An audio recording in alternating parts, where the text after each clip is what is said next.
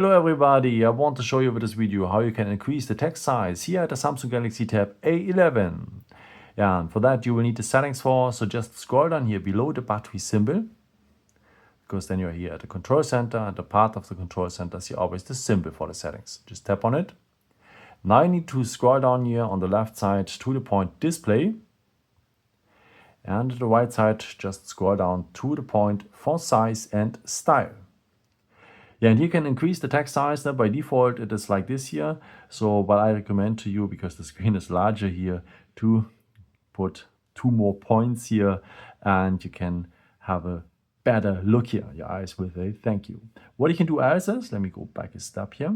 What you can do else is to check also the screen zoom, because the items, you can increase them as well, that they are a bit bigger here as well. So just do as you want to have it. Yeah, I hope I could help you with this video and answer your question. And yeah, maybe if you want, you can leave me a nice comment or give me a thumbs up. That would be very helpful for my videos. Thank you so much for. And I've created also some other videos if you're interested in with some more tips and tricks and so on. You can also subscribe if you haven't done it before. Thank you so much for all your support, and yeah, maybe at the next time. Ciao.